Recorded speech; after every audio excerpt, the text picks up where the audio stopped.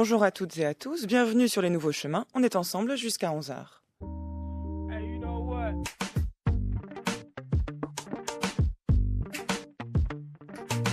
Cette émission tente quotidiennement d'enluminer les ténèbres grâce à Geneviève Méric, Tristan Grenassia, Géraldine Mosna-Savoie, Marianne Chassor et Laure Andrion, à qui je souhaite la bienvenue. Et elle est réalisée cette semaine par François Connac, avec aujourd'hui à la prise de son Clément Berman.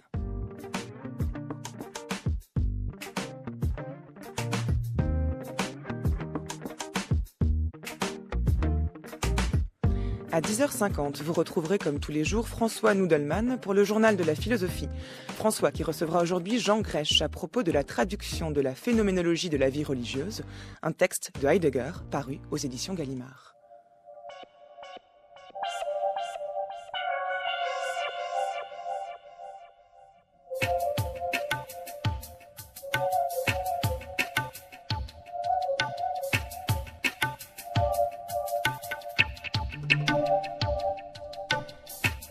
Qu'est-ce que la philosophie islamique ?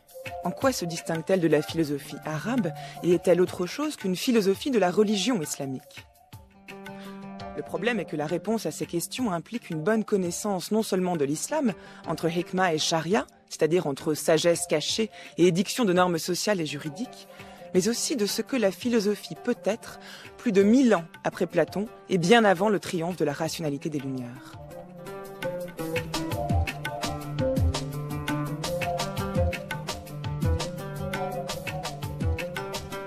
C'est par les textes que nous allons réfléchir à ces questions puisque jusqu'à jeudi, nous allons découvrir des penseurs pour nous inconnus mais dont les textes répercutent des échos aux accents tantôt grecs, tantôt mystiques et qui nous sont parfois étrangement familiers.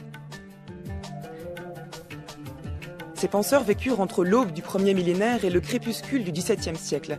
Ils se nomment Avicenne, Sohrawardi et Mullah Sadra, pour ne citer que.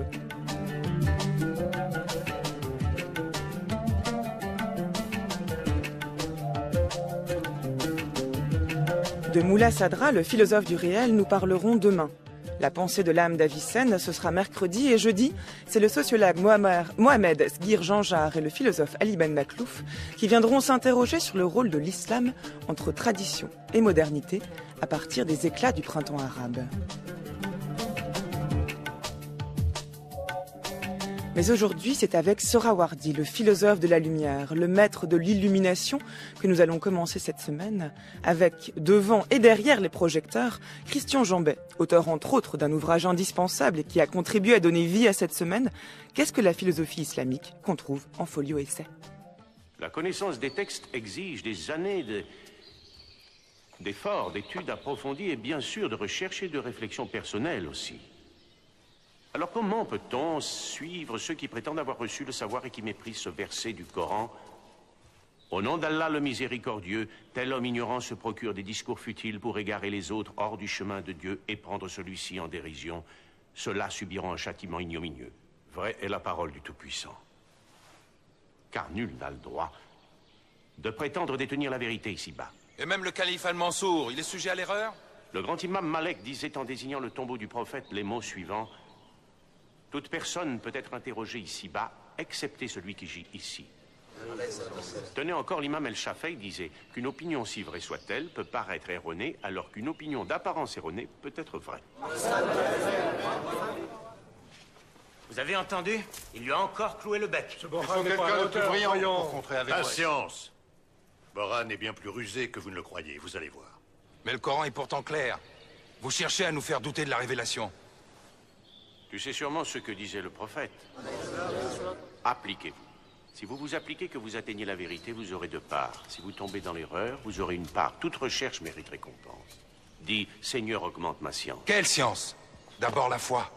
Tu veux réécrire ce verset, peut-être ? Encore une fois, il l'a eu. Averroès dit que le texte a été révélé et les hommes peuvent, par l'étude, l'interpréter. C'est là que Boran aurait dû répondre « Le texte ne s'interprète pas ». Bonjour Christian Jambet. Bonjour. Est-ce que regarder Le Destin, le film de Youssef Chahine qui est sorti en 97, est une bonne façon de se familiariser avec les problématiques qui sont celles de la philosophie islamique dont nous allons parler toute cette semaine ? À écouter le passage que vous avez choisi du film, d'abord oui, parce que ce qui est mis en lumière dans le dialogue auquel participe, non sans danger, Averroès, c'est parce que ce qu'on voit dans ce dialogue, c'est le face-à-face entre le tenant d'un littéralisme pur, c'est-à-dire on n'interprète pas la révélation qui est une science infaillible, et le tenant de la philosophie. Alors ça, c'est une donnée qui s'illustre chez tous nos philosophes de l'islam. Un conflit permanent avec le tenant d'une littéralité sans faille. Mais en revanche, j'ai l'impression que le film de Chahine, qui a beaucoup de succès et qui est formidable, donnait la parole à une représentation de la philosophie dite arabe qui est la suivante, et qui vient d'ailleurs de Renan. Ce serait la revendication par la raison humaine d'un droit d'inventaire et d'examen dévolu à tous les hommes, quelque homme que ce soit, non pas pour mettre en question la prophétie, mais pour l'interpréter. Or, cette vision, qu'on va peut-être commenter, mais enfin, cette vision est une construction. C'est une construction de l'avéroïsme lui-même et de la philosophie dite arabe, de la philosophie en terre musulmane, qui a une part de vérité, mais qui est faite pour soutenir aujourd'hui, comme hier, le combat des esprits libres face à l'intolérance religieuse. Alors, qu'est-ce qui est une construction exactement? Le fait que tout le monde puisse interpréter le texte religieux? Exactement. C'est-à-dire que, au fond, la construction consiste à faire de certains penseurs de langue arabe, comme l'un des plus grands, Averroès, pourrait-on dire, les annonciateurs, les premiers champions d'un esprit de tolérance tel que nous l'avons connu, se construisant depuis le droit naturel au XVIIe siècle. Alors, je ne dis pas du tout que ces penseurs n'étaient pas animés d'un esprit de liberté, mais que je crois disons que cette construction fait un tout petit peu écran, et elle est utile, elle est même nécessaire dans certains combats. Je pense que le film de Chahine sera suivi de beaucoup d'autres dans cet état d'esprit, parce qu'il y a des conflits avec les littéralistes, les docteurs de la loi, les juristes et aujourd'hui les prédicateurs. Et donc c'est tout à fait vivant. Mais que pour le public, en tout cas, qui s'intéresse au texte, ça peut être un tout petit peu unilatéral. Cette idée-là, justement, du fait que n'est pas interprète du texte, de l'écriture, de la loi divine qui veut, est exprimée notamment par Averroès dans son texte Un corps de la religion et de la philosophie, qui montre bien le danger qu'il peut y avoir à ce que certains philosophes se présentent comme tels, alors qu'en réalité, ils proposent une version détournée de l'écriture. Écoutez. Nous en avons vu des contemporains qui croyaient philosopher et percevoir par leur étonnante sagesse des choses contradictoires en tout point à la loi divine, et qui croyaient que c'était un devoir d'exposer ces choses au vulgaire. En exposant au vulgaire ces fausses doctrines, ils ont causé la perte du vulgaire et la leur, dans ce monde et dans l'autre. Le rôle de ces gens-là par rapport au rôle du législateur est semblable à celui d'un homme prenant à partie un médecin habile qui a pour rôle de conserver la santé de tous les hommes et de les délivrer des maladies en leur donnant des préceptes. Ils se présentent aux gens et leur disent « Les méthodes qu'a instituées pour vous ce médecin ne sont pas vraies ». Et il entreprend de les ruiner jusqu'à ce qu'elles soient ruinées dans leur esprit. Crois-tu que les gens qui se trouvent dans ce cas ne feront aucune des choses qui sont utiles pour conserver la santé et délivrer de la maladie ? Ou que celui qui a découvert la fausseté de leurs croyances pourra les employer en les soignant? Non, il ne pourra les employer, et leur perte sera générale. Tel est le cas de celui qui découvre les interprétations au vulgaire et à ceux qui n'y sont pas aptes en ce qui concerne la loi divine. Il la corrompt et en détourne. Et celui qui détourne la loi divine est infidèle. Christian Jambet, dans ce texte donc écrit par Averroès, interprété par Anne Brissier, on entend deux choses. Déjà, la comparaison du faux philosophe au faux médecin. ce qui en dit long sur le rôle qui est attribué par Averroès aux philosophes, mais également cette présence du terme de vulgaire. Le philosophe s'est adressé au vulgaire et l'a causé la perte du vulgaire, puisqu'il lui a exposé de fausses doctrines. On a là deux choses très importantes. Donc le rôle du philosophe, premièrement, qui peut-être comme le médecin a un rôle thérapeutique, en tout cas un rôle de guide spirituel pour les hommes, mais également la notion de vulgaire montre bien qu'il y a une dissociation entre d'un côté une forme d'élite et de l'autre le peuple commun, le vulgaire. Oui, c'est même au cœur de la défense avéroïste de la pratique de la philosophie. D'une part, bien distinguer le philosophe de ce que nous pourrions appeler, ce n'est pas la façon de parler d'Averroès, mais des faux philosophes ou des sophistes corrupteurs, et d'autre part, bien distinguer le public de la philosophie du public de l'enseignement rituel, juridique et l'enseignement de la charia.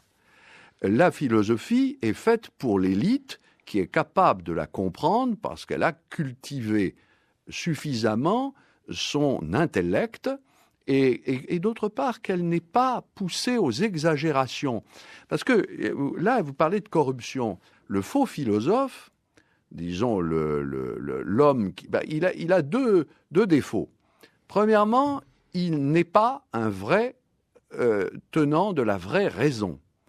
Et tout de même, Averroès pense que la philosophie est une. Quand on parle de liberté de penser, il faut d'abord se dire, mais c'est l'orthodoxie qu'il construit, qui est une orthodoxie construite, bien entendu, d'Aristote.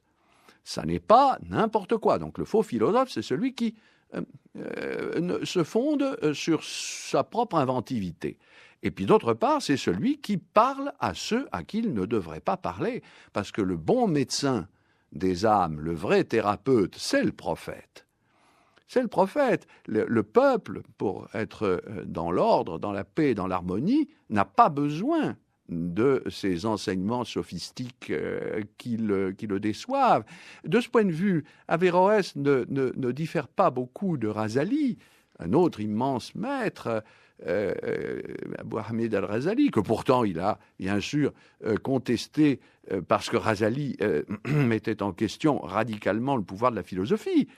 Mais Razali se méfie comme du pire de toutes les sectes bavardes et extrémistes. Mais alors, si le seul guide est le prophète, alors à quoi sert le philosophe? Et en quel sens est-il philosophe et non pas théologien, simple lecteur, exégète du texte religieux? Pour Averroès, il est non pas utile, mais nécessaire. D'abord, il est nécessaire, il est wajib, au sens où, là, on pourrait dire la charia, la religion elle-même, charia prise alors là en un sens total, suscite le besoin de la hikma, de la sagesse philosophique. Ça rejoint le passage du film de Chahine où on entendait ça très bien mis dans la bouche d'Averroès. Le Coran témoigne de ce que la prophétie elle-même exige des hommes, l'effort de l'intellect. Et donc, elle n'est pas utile, tout simplement parce qu'elle est nécessaire.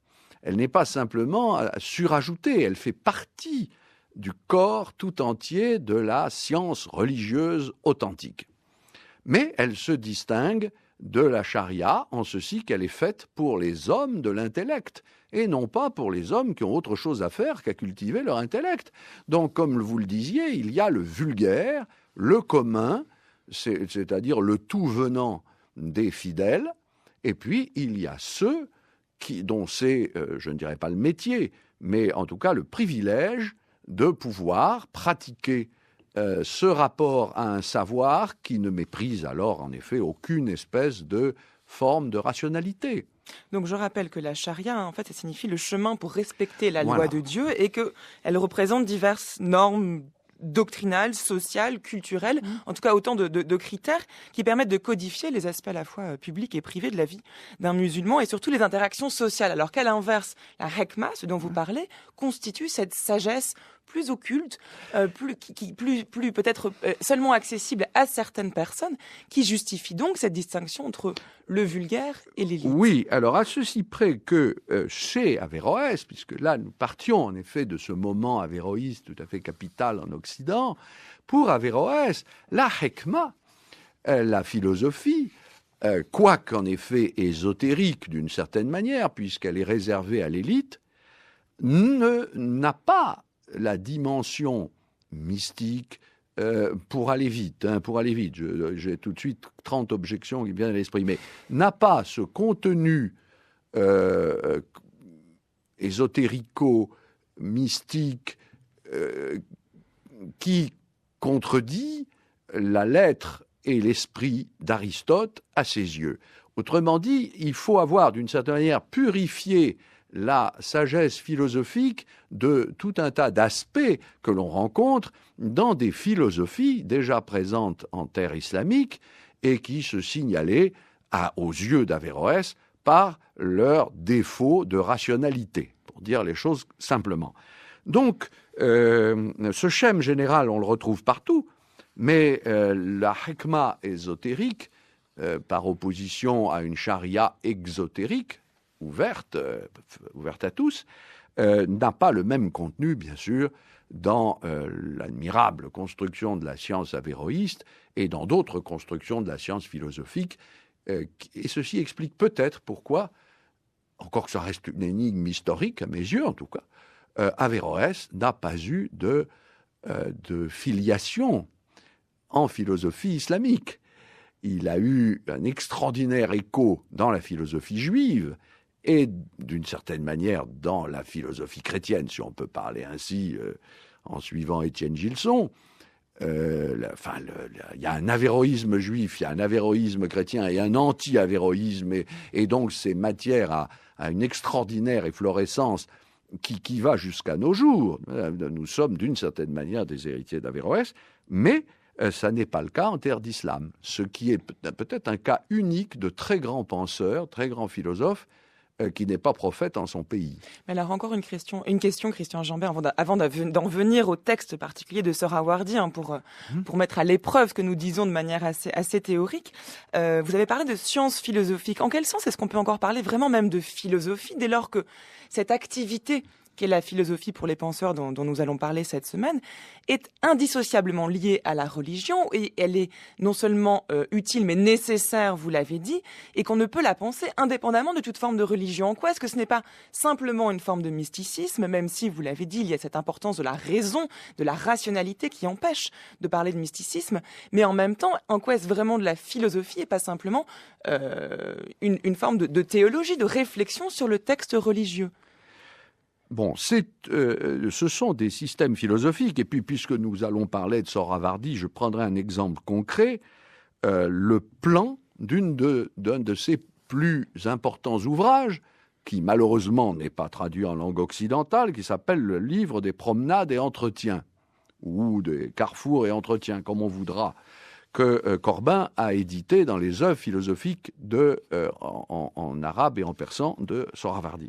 Eh bien, vous avez un plan qui est typiquement scolastique, qui part de questions typiquement grecques, l'essence, l'existence, les catégories, la substance, la quantité, la qualité, la relation, l'antérieur, le postérieur, la puissance, l'acte, etc. Donc, vous avez une gradation de questions qui est celle d'ailleurs d'Avicenne, et vous pouvez remonter d'Avicenne à son prédécesseur illustre Al-Farabi, très grand philosophe de Bagdad, et de là, vous pouvez évidemment rejoindre l'école d'Alexandrie, et de l'école d'Alexandrie remonter aux commentaires d'Aristote. Donc, réponse à votre question, ce qu'il y a d'authentiquement philosophique, c'est cette liberté de programme, de programmation, des questions qui n'a rien à voir avec un programme de théologie de la controverse au sein de l'exégèse coranique. Mais en revanche, pour finir de vous répondre le plus simplement possible, en revanche, il y a cette idée qui est aussi chez Averroès, que le philosophe est celui qui comprend le mieux, et mieux que d'autres, les profondeurs véridiques de la révélation du livre. C'est-à-dire que les problèmes fondamentaux, l'unité de la réalité et du réel, l'unité de Dieu, l'unité du principe, le rapport entre l'éternel et le temporel, le monde, la nature du monde et de la nature, et l'homme, au fond, les grandes questions d'ailleurs que se pose Kant, et les grandes idées kantiennes, l'âme, le monde, Dieu, la liberté, ça, c'est des affaires de philosophes, et c'est eux qui interprètent le mieux, au fond, ce que dit le prophète. Alors écoutons-le tout de suite. Sohrawardi, pour qui Sohrawardi qu'on surnommait le maître de l'illumination et pour qui tout ce qui se connaît soi-même est une lumière immatérielle. Écoutez. Proposition générale, que tout ce qui se connaît soi-même est une lumière immatérielle. Tout ce qui possède une ipséité, dont il n'est jamais absent, n'est pas un être de la nuit, puisqu'il est révélé soi-même à soi-même. Il n'est pas non plus une qualité ténébreuse immanente à quelque chose d'autre, car si la qualité lumineuse elle-même n'est déjà pas une lumière pour soi-même, à plus forte raison la qualité ténébreuse ne le sera-t-elle pas. Donc ce qui n'est jamais absent de soi-même est une lumière pure, immatérielle, que l'on ne peut montrer.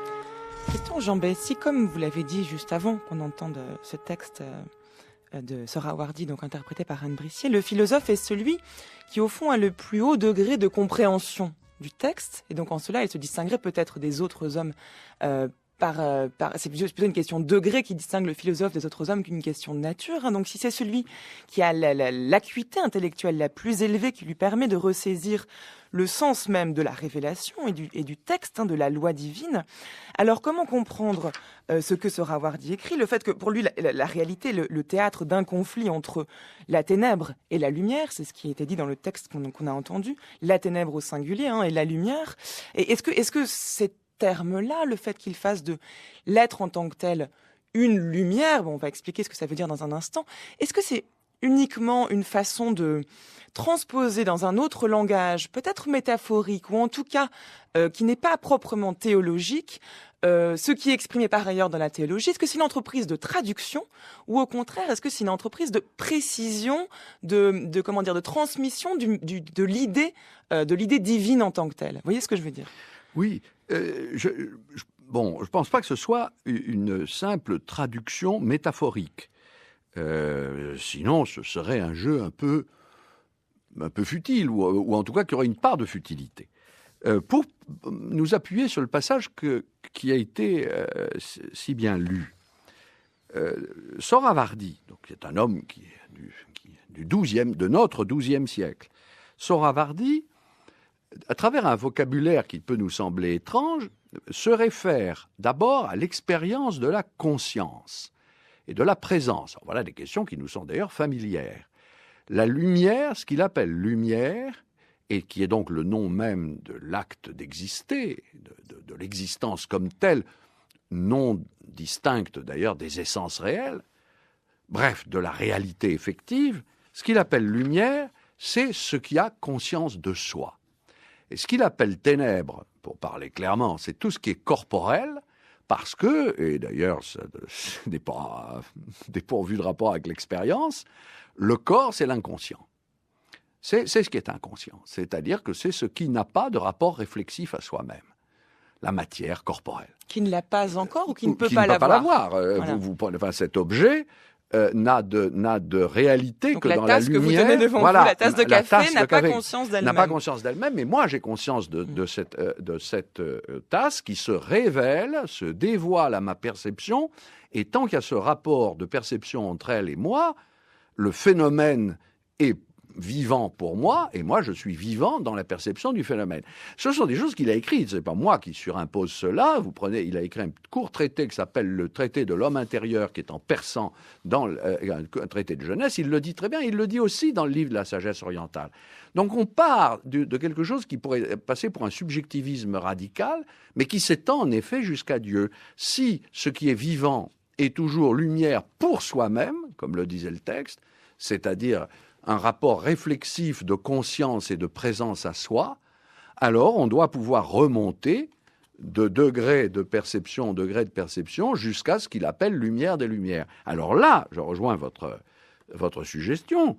Oui, le Dieu de la révélation, le Dieu du Coran, disparaît d'une certaine manière derrière ce nom emprunté à un système philosophique qu'il construit, et qui est en référence à d'autres systèmes antérieurs, puisqu'il se réfère aux sages de l'ancienne Perse, mais aussi aux sages grecs, comme il les appelle, dans une construction historico-mythique tout à fait remarquable, eh bien, il s'appelle désormais ce Dieu lumière des lumières. C'est-à-dire quoi ? C'est-à-dire que Dieu est la lumière présente en toute lumière.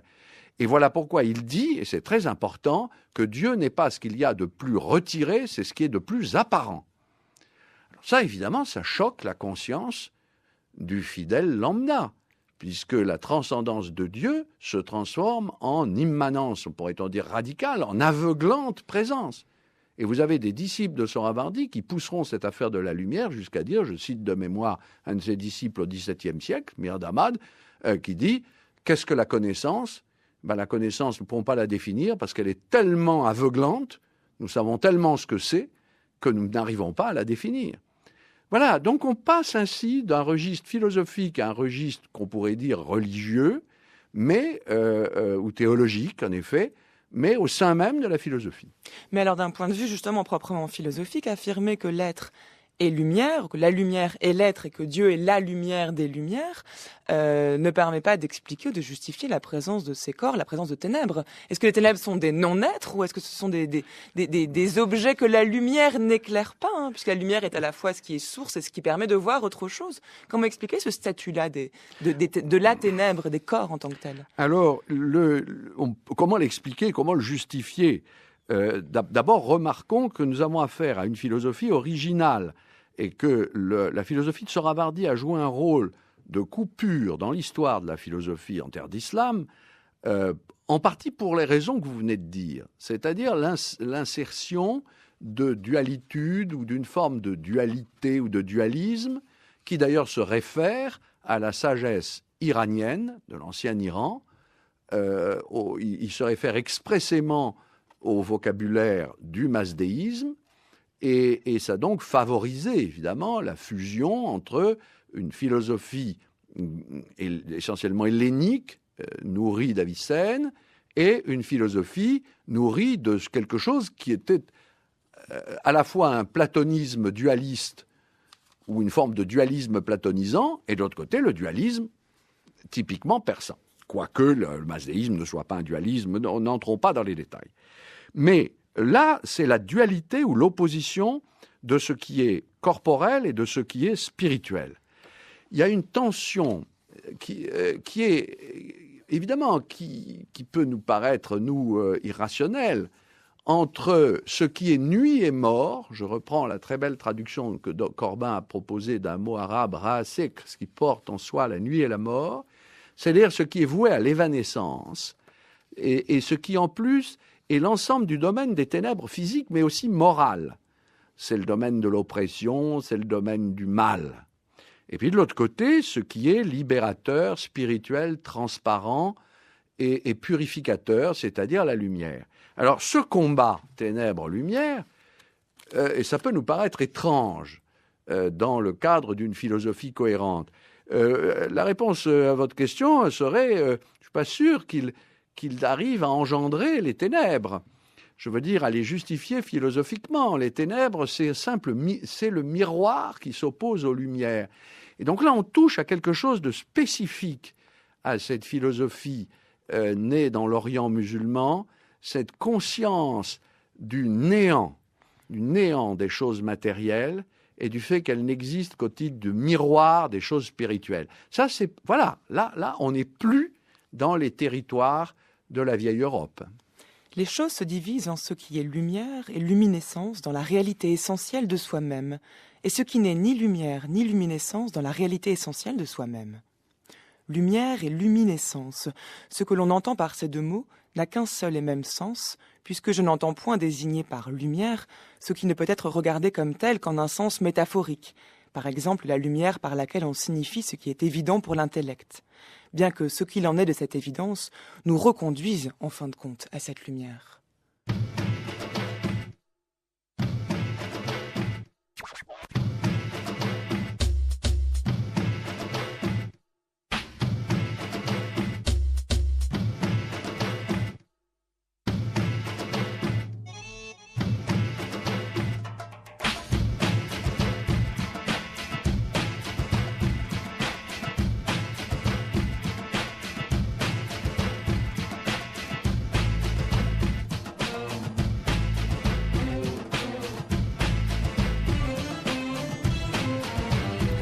Put a spell on you,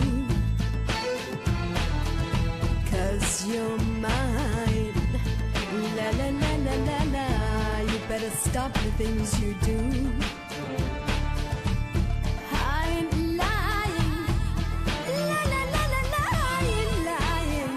I can't stand it, you're running around. I can't stand it when you put me down. La la la la. أنا سهرتك because you're mine. Vous écoutez France Culture, il est 10h32, c'est Natacha Atlas qui chante I Put a Spell on You au cours d'une émission que nous consacrons au philosophe islamique Sohrawardi en compagnie de Christian Jambet, auteur notamment de Qu'est-ce que la philosophie islamique qu'on trouve en folio essai.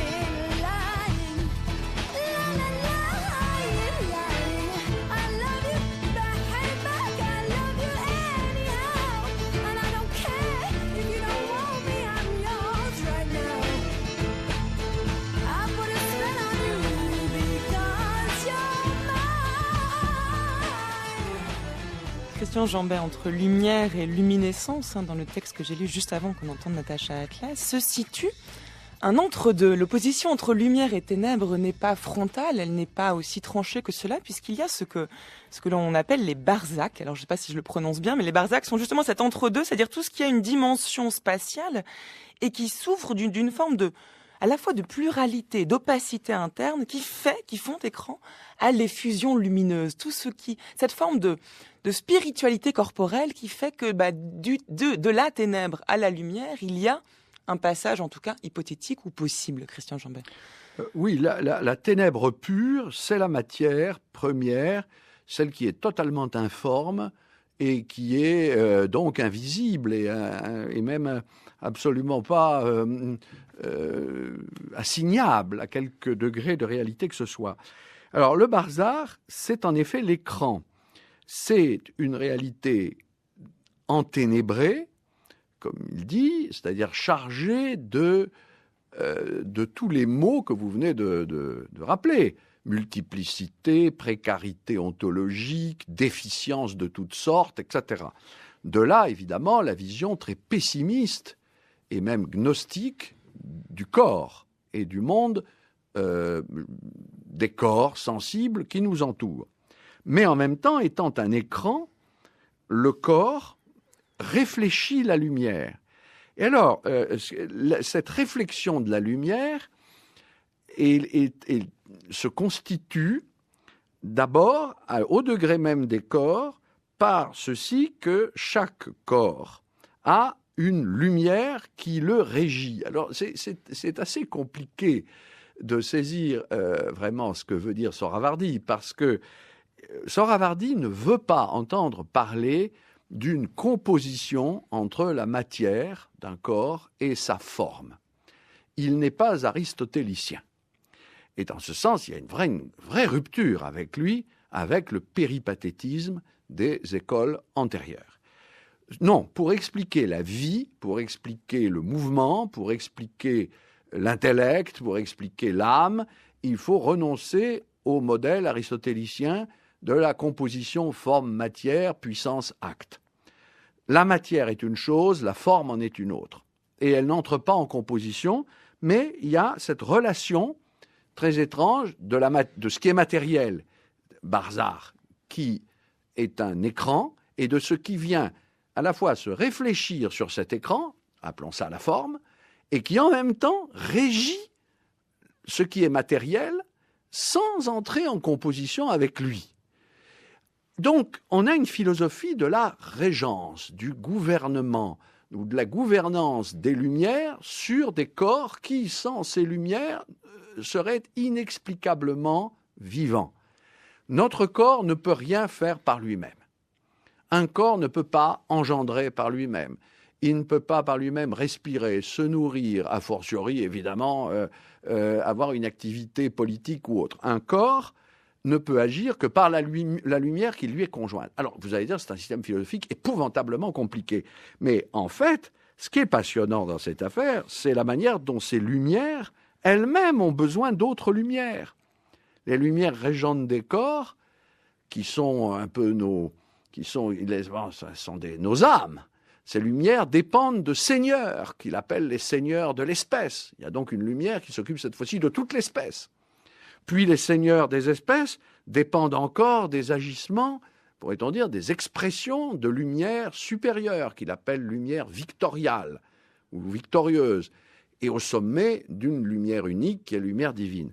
Alors, ce système qui paraît, en effet, et à juste titre, très complexe, et au fond peut-être inutilement compliqué, le système d'Aristote était au fond bien plus raisonnable, est fait pour laisser vivante une énigme qui est l'énigme justement du conflit qu'il y a dans le vivant entre ce qui est mort et ce qui le fait vivre.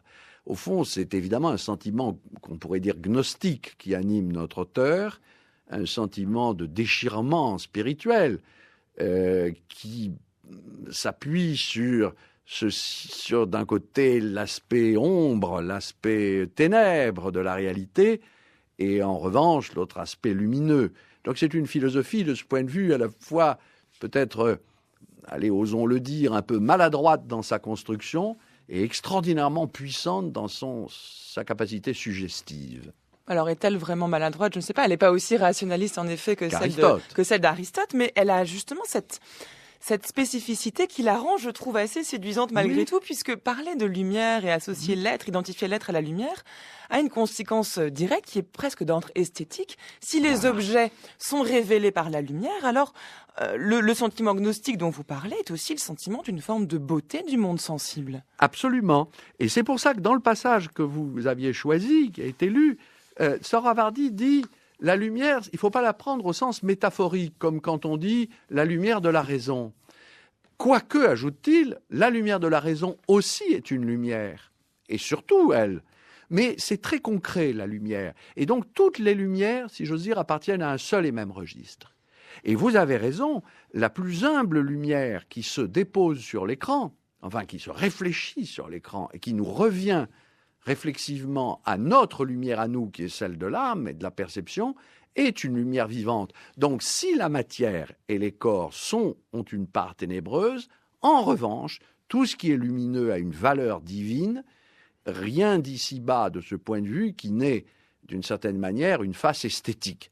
Et Sohravardi est évidemment un des penseurs qui sauve ce qu'on pourrait appeler l'esthétique de l'islam.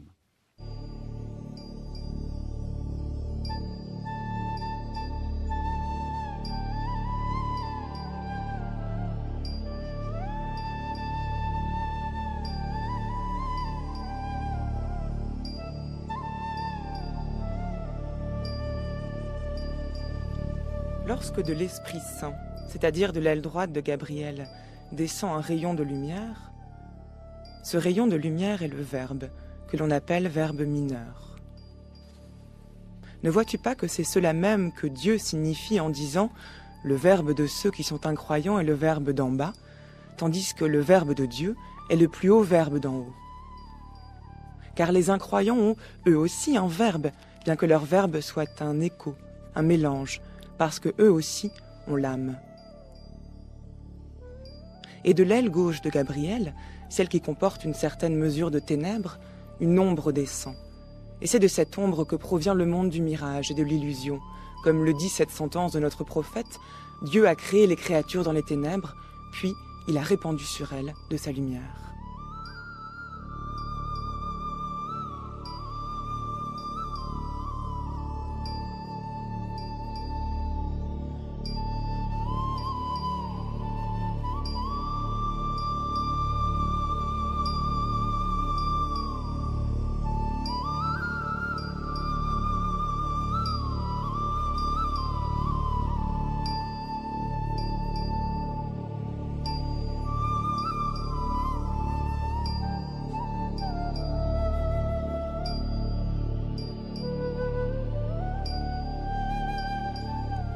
Christian Jambet, ce texte de Sohravardi est tiré du bruissement des ailes de Gabriel, ce qui est un très beau titre pour un très beau texte. Et l'on voit donc cette image de l'archange Gabriel qui aurait donc de son aile droite d'ange, la lumière émanerait, alors que de l'aile gauche, au contraire, il écrit, c'est celle qui comporte une certaine mesure de ténèbres, et d'où une ombre descend, et c'est de cette ombre que provient le monde du mirage et de l'illusion.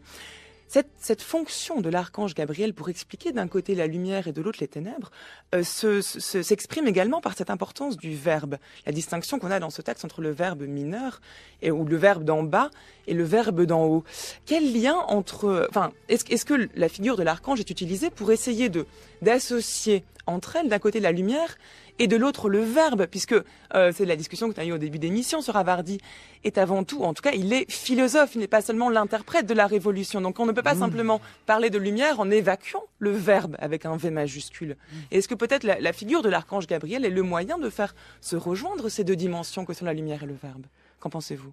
Bon, c'est un texte, le bruissement des ailes de Gabriel, que vous avez lu dans la traduction de Corbin, qui a édité ce texte, puis traduit dans le recueil qu'il a donné des récits mystiques de Sohravardi. Il s'appelle L'Archange empourpré, voilà. qu'on trouve aux éditions Flaubert. L'Archange empourpré. Et comme le titre, très beau titre, et dans la traduction très belle d'Henri Corbin, le montre bien, le but de Sohravardi dans de tels textes est de donner à voir et à entendre des vérités philosophiques qui, par ailleurs, ont été traitées de manière dialectique et rationnelle dans les sommes de philosophie qu'il a rédigées. Il y a quelque chose des mythes platoniciens, pour dire simplement le faire, dans de tels textes.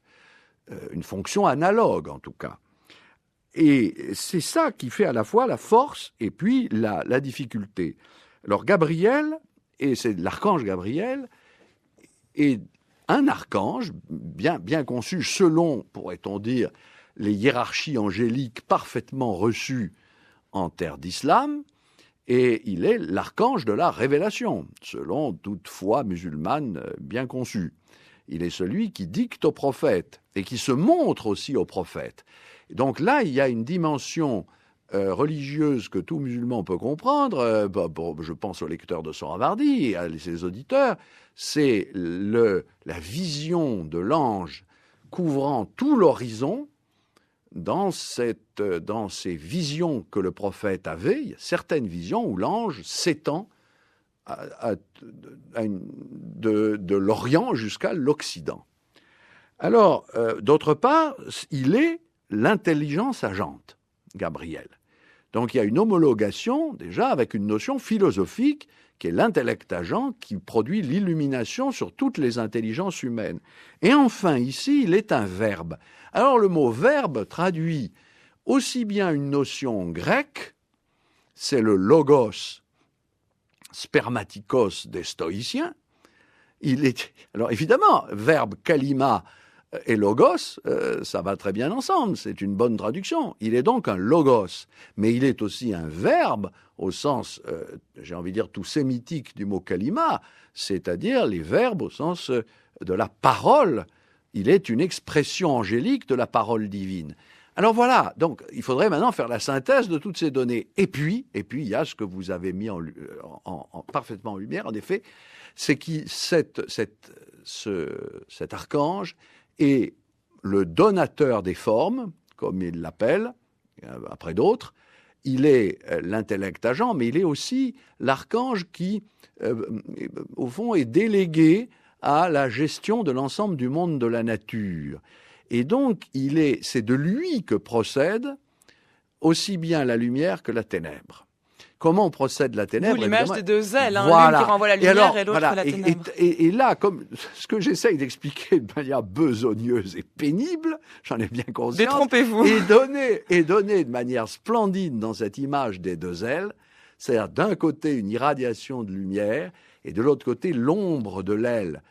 Et l'aile elle-même est lumineuse, évidemment l'archange est lumineux, mais son ombre portée est ténébreuse. Et donc tout ce qu'il y a de ténébreux en ce monde, et qui réfléchit la lumière, n'est que la conséquence d'une certaine finitude, qui est celle de ce degré archangélique de verbe, et qui n'est pas tout de même la lumière des lumières, qui n'est pas le degré suprême divin.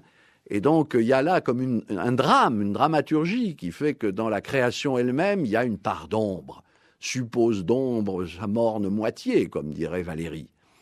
C'est vraiment ça. Alors évidemment, quand on explique, on est immédiatement d'un pâteau catastrophique à côté de la beauté et du texte et de la traduction. Mais ce que signifient en tout cas les deux ailes de l'archange Gabriel, l'une qui renvoie la lumière, l'autre l'ombre, c'est que lumière et ténèbres sont simultanées au sein de la nature. C'est que la lumière ne précède pas la ténèbre dans l'univers, en tout cas créé de la nature. Mais si on prend au sérieux le mot lumière, on voit très bien que c'est un phénomène optique bien connu.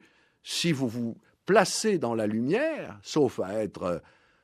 vous aurez une ombre plus ou moins longue. Évidemment, au grand midi, comme dirait l'autre, l'ombre est courte. Mais sinon, vous avez, plus vous touchez vers le crépuscule, vers le Maghreb, vers le coucher, vers l'Occident, l'ombre s'étend. Et tandis qu'à l'aurore, à l'Ishraq, au lever de la lumière, l'ombre tend à se raccourcir.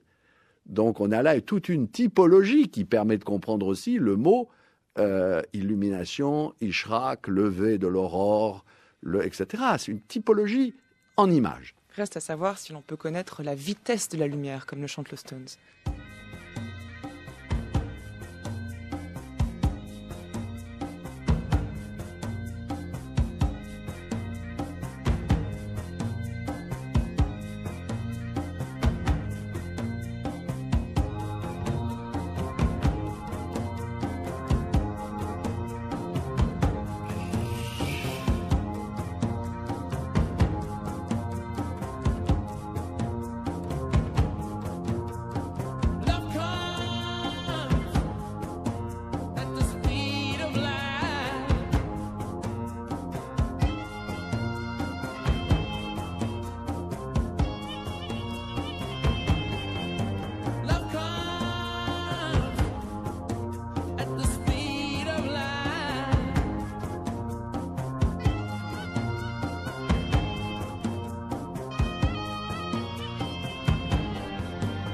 Merci beaucoup Christian Jambet d'être venu nous parler de philosophie islamique et de Sohrawardi aujourd'hui. On vous retrouve demain. Cette fois, nous parlerons de Moula Sadra en compagnie de Cécile Bonmariage. De vous, on peut lire Qu'est-ce que la philosophie islamique qu'on trouve en folio essai.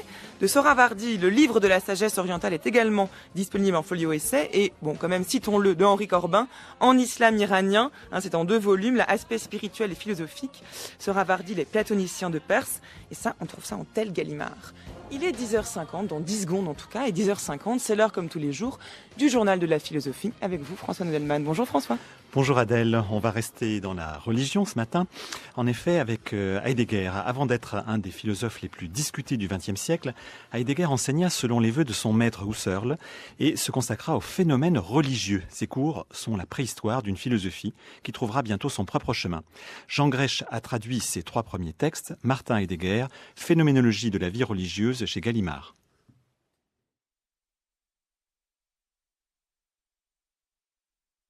On va enchaîner. Alors, Jean Grèche, bonjour. Vous êtes philosophe de l'herméneutique, spécialiste de Heidegger.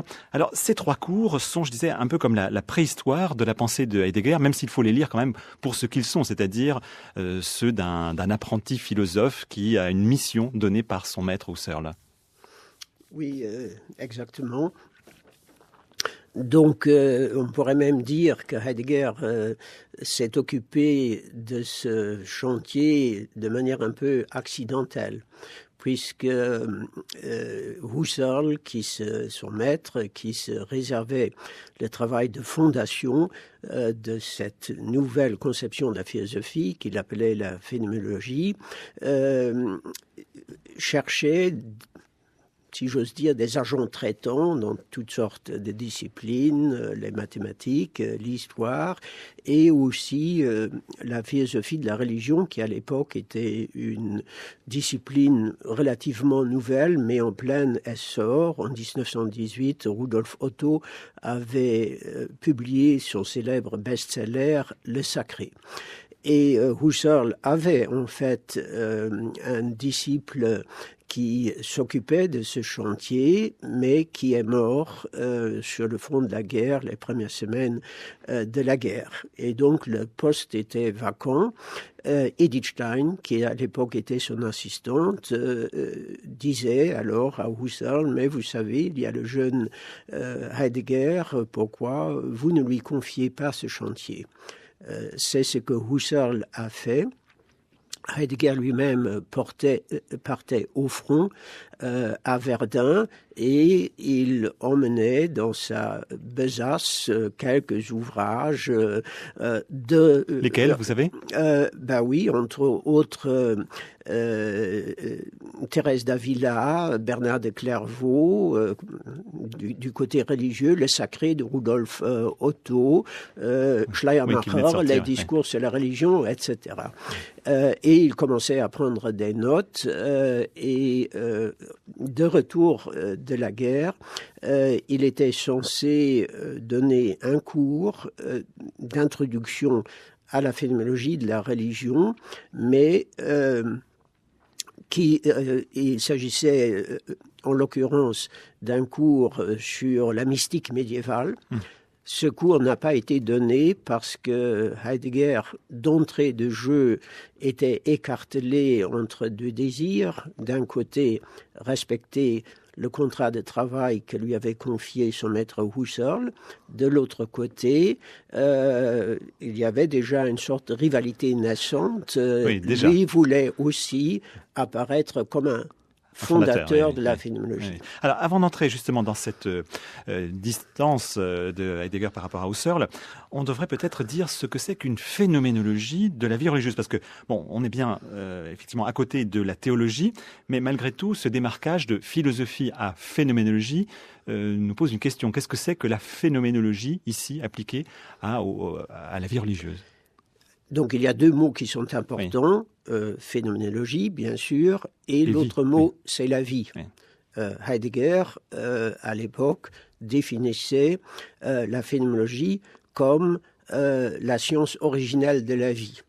Et la vie, au sens le plus ordinaire de ce mot, Donc, il ne cherchait pas à faire ce que faisait Hegel ou Schelling, construire un concept spéculatif de la religion. Il voulait décrire de manière aussi précise et soigneuse que possible la vie religieuse on pourrait dire effective. Donc le vécu alors, le vécu. Pardon, le vécu. La vie en tant que vécu. La le vécu vie religieux. en tant que vécu. Oui. Oui. Et ce vécu religieux est pris donc dans son autonomie. On l'aborde sans tenir compte, enfin, en essayant de mettre entre parenthèses toute l'interprétation théologique. Non seulement toute l'interprétation théologique, mais aussi le questionnement des néo-kantiens qui essayaient toujours de rapprocher le phénomène religieux de l'éthique. Oui. Donc, Heidegger, de ce point de vue-là, comme Schleiermacher, part au fond du principe que la religion est une province autonome de l'âme humaine et il faut la décrire telle qu'elle se présente avec l'ensemble de ses manifestations, la prière, certaines formes de conscience, la mystique, etc. etc. Donc ces phénomènes, c'est la prière, le silence, l'adoration, l'étonnement, l'admiration, qui approche la question de l'être déjà pour Heidegger. Et en même temps, ce contrat l'a-t-il vraiment tenu? Vous évoquiez cette rivalité déjà chez le jeune Heidegger qui voudrait être un fondateur. Alors en quoi y a-t-il un écart entre une phénoménologie et peut-être déjà une tentation herméneutique, pour reprendre une question qui vous est chère? Donc l'écart est d'abord l'écart entre deux conceptions différentes de la phénoménologie transcendantale au sens de Husserl et la phénoménologie que Heidegger désigne dès le départ comme phénoménologie herméneutique, c'est en quelque sorte sa marque de fabrique. L'intuition directrice remonte à Wilhelm Dilthey, la vie s'interprète elle-même. Donc, décrire le phénomène religieux, c'est en même temps un travail d'interprétation, mais non pas un travail d'interprétation extrinsèque, en quelque sorte. C'est étudier les différentes manières dont la vie religieuse se comprend elle-même.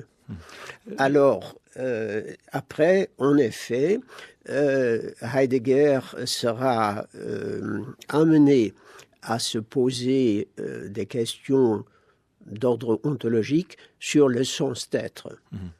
Jean Grech, quand on lit ces textes, on est tenté bien sûr de les lire rétrospectivement à partir de la philosophie. Déjà bien sûr Sein und Zeit, mais aussi la question de l'être telle qu'elle sera posée plus tard. Est-ce que c'est une illusion, ou bien y a-t-il véritablement ici déjà en germe quelques concepts importants que Heidegger développera plus tard? Il y a sûrement en germe des concepts très importants qui seront repris dans Être et temps, donc en 1927. Bon, le concept le plus important est assurément le concept de souci. Oui. Et ici, on peut dire que la lecture que fait Heidegger du livre 10 des Confessions de Saint-Augustin a joué un rôle décisif. C'est en lisant Saint-Augustin que Heidegger a eu pour la première fois l'intuition que le souci n'est pas une modalité particulière de l'existence humaine, mais le souci est le mode d'être constitutif du Dasein. Merci beaucoup Jean Grech.